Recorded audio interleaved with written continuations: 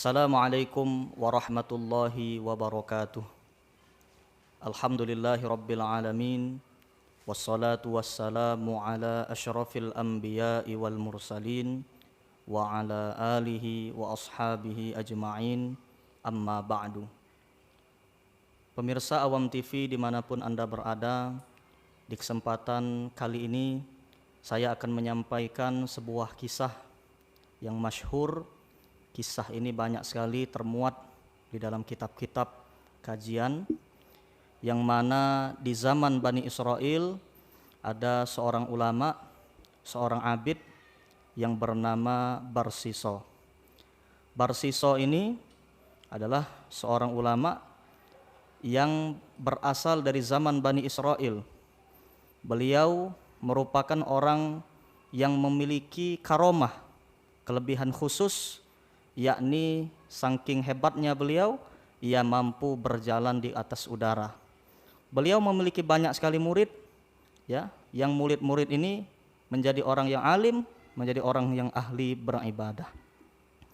Namun hadirin sekalian, para pendengar Awam TV dimanapun Anda berada, karena kehebatan daripada Barsiso ini, karena kealimannya dan juga karena ibadahnya yang begitu hebat, akhirnya para malaikat di atas langit pun begitu memuji daripada Barsiso, ya, karena memang kalau ada orang di dunia ini yang senantiasa taat beribadah kepada Allah, memiliki amalan khusus, maka orang ini akan dipuja-puji oleh malaikat di atas langit sana.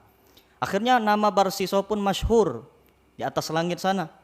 Nah, mendengar pujian daripada malaikat, Allah pun berkata, "Duhai malaikat, kenapa kalian memuji Barsiso padahal ia termasuk dalam golongan orang yang celaka?" Ya. Nah, sebelum daripada Nabi Muhammad SAW dilahirkan, iblis ini mampu naik ke langit ketujuh untuk mencuri informasi. Ini harus kita perhatikan. Jadi sebelum Nabi Muhammad dilahirkan, iblis mampu naik sampai ke langit ketujuh, untuk mencuri daripada informasi. Setelah Nabi Muhammad dilahirkan, iblis ini tertahan cuman batas langit pertama. Hingga ma'asyiral hadirin, kalau ada misalnya ahli sihir, ahli nujum dan lain sebagainya, ya, sebelum Nabi Muhammad dilahirkan, maka keilmuannya pasti top, pasti hebat. Karena apa? Karena iblis mampu mencuri berita di atas langit sampai ke langit ketujuh. Berbeda ketika Nabi Muhammad telah dilahirkan, iblis cuman bisa naik sampai langit pertama.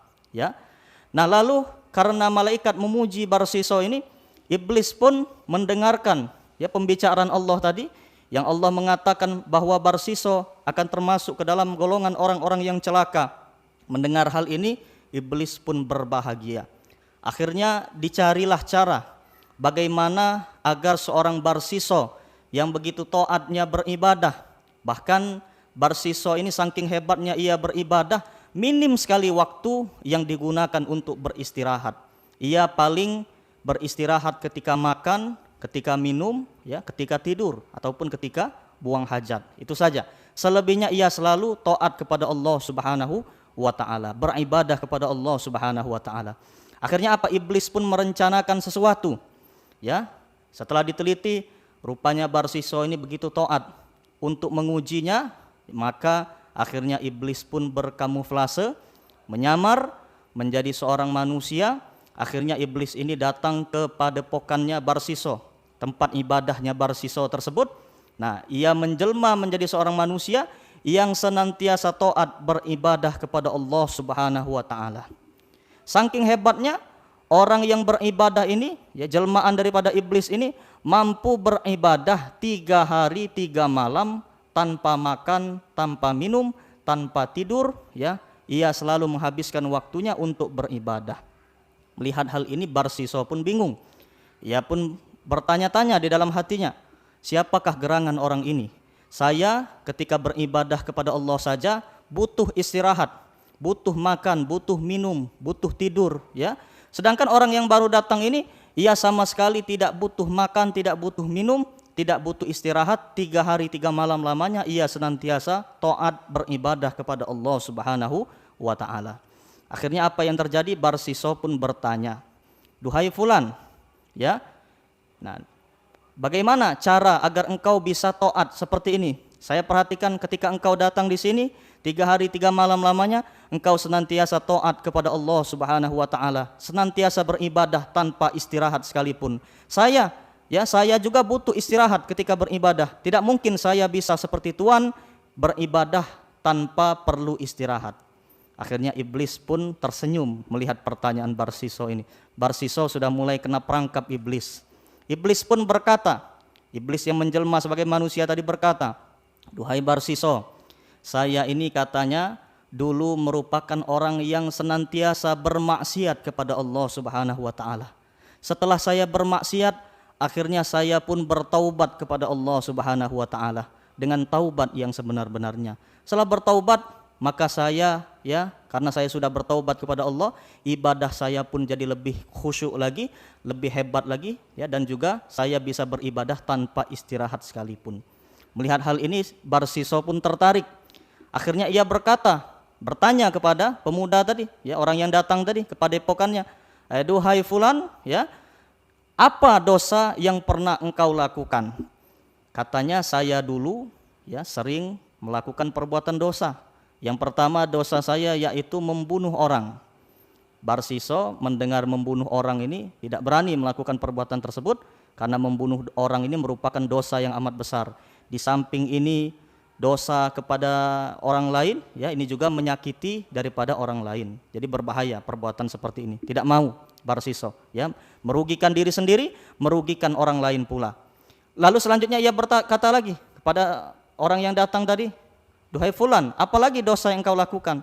Katanya, "Saya dulu pernah melakukan zina, berzina."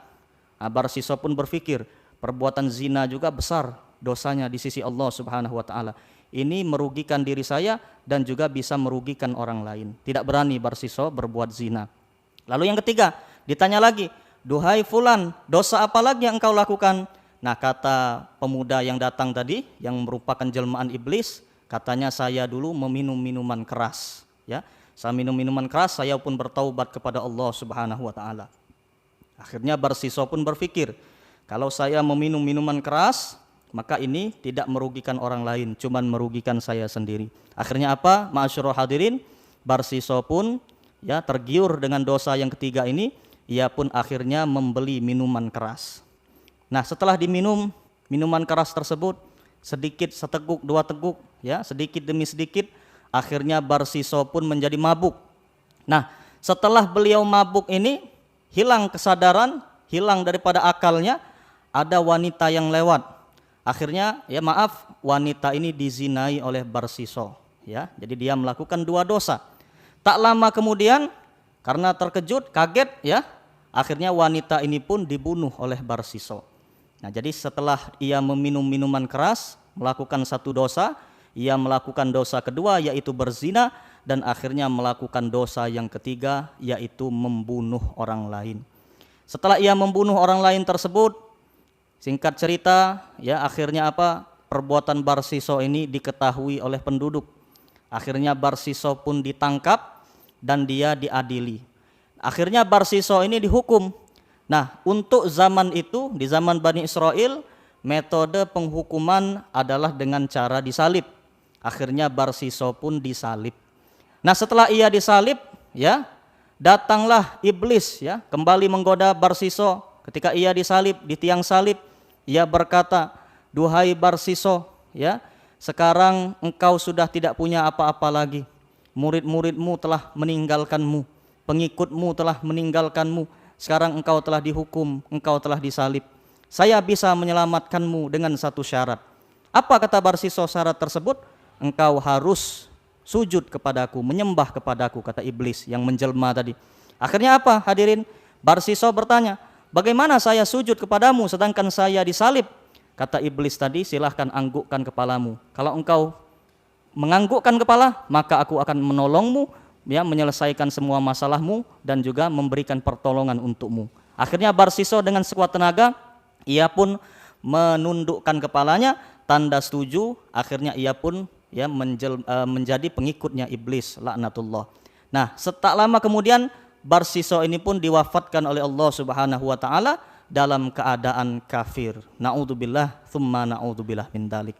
Jadi hikmah daripada kisah ini ma'asyiral hadirin, jadi kita selaku manusia ini harus senantiasa menjaga diri kita. Ketahuilah bahwa jihad terbesar adalah jihad melawan hawa nafsu. Melawan hawa nafsu ini dari kita lahir sampai kita wafat. Jadi bagi hadirin sekalian, bagi pendengar sekalian yang saat sekarang ini mungkin belum pernah meminum minuman keras, belum pernah berzina, belum pernah membunuh orang dan lain sebagainya, jangan bangga dulu ya. Masih banyak perjuangan yang harus kita lakukan, masih banyak jihad yang harus kita lakukan, terutama tadi jihad melatih melawan hawa nafsu kita. Jangan terlena dengan perbuatan dosa ya, apalagi mencoba minum minuman keras sedikit saja ya. Minuman keras ini adalah ummul khaba'ith ya, induk daripada segala kejahatan. Kalau kita meminum minuman keras walaupun sedikit, mabuk, hilang akal, nah bisa timbul kejahatan-kejahatan, kemungkaran-kemungkaran yang bisa memudaratkan orang lain. Na'udzubillah tsumma na'udzubillah min dzalik. Semoga kita semua terhindar daripada hal-hal yang demikian, dan juga harapan kita semoga Allah Subhanahu wa taala jaga kita sampai nanti kita wafat dalam keadaan terbaik, husnul khatimah. Saya akhiri sedikit tausiah ini dengan kata wassalamualaikum warahmatullahi wabarakatuh.